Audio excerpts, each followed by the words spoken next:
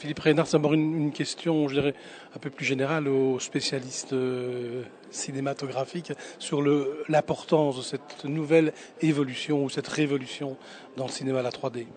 Je pense qu'on peut parler de révolution. On n'en mesure pas encore complètement tous les effets, mais je crois que ce qui est en train de se passer est presque aussi important que le passage du muet au parlant à l'époque. C'est-à-dire que le rapport au film est très très différent quand il est en relief. Vous savez, la force pour moi du cinéma, c'est sa capacité à nous absorber dans sa matière. Je veux dire, quand on est dans une salle de cinéma, j'insiste sur le côté salle, on est dans l'obscurité, on est dans une position de cocooning totale, comme ça, hein, une sorte de position fœtale, et on entre dans le film.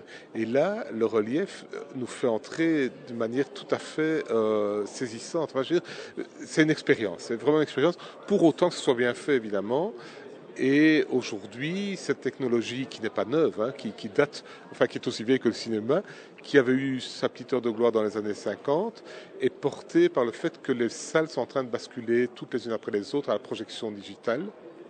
Donc, ça rend possible le retour en force du relief.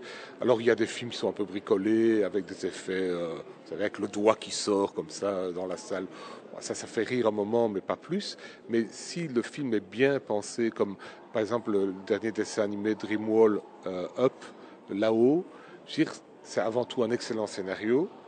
Et le relief fait que vous êtes encore plus à l'intérieur de l'histoire et donc vous craquez pour ce film. Alors, vous êtes le directeur de Wallimage. Est-ce que Wallimage est déjà sur la balle, si on peut dire? Est-ce qu'il y a des projets justement dans ce domaine de la 3D? Alors, au jour d'aujourd'hui, on n'a pas encore reçu de dossier de film qui envisage d'utiliser la 3D. Et c'est pas une volonté de notre part, on ne demanderait pas mieux, mais voilà, on attend de voir.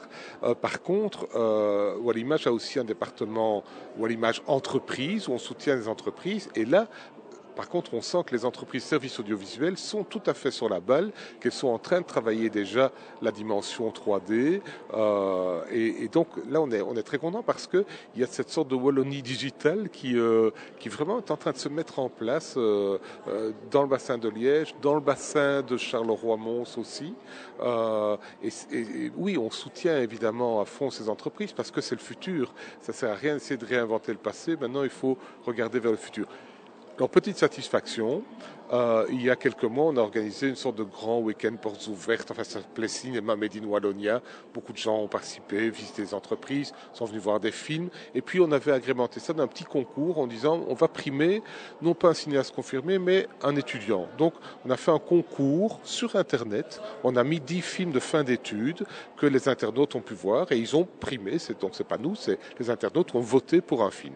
Et le prix était qu'on allait financer les entreprises wallonnes et Wallimage. Wallimage en cache les entreprises en service. Le premier court-métrage professionnel de ce garçon.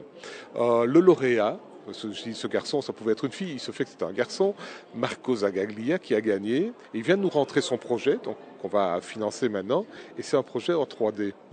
Donc ce serait sans doute en Belgique le premier court-métrage d'auteur en 3 dimensions, et donc on est très fiers. Ça va se tourner à Liège, j'espère l'été prochain.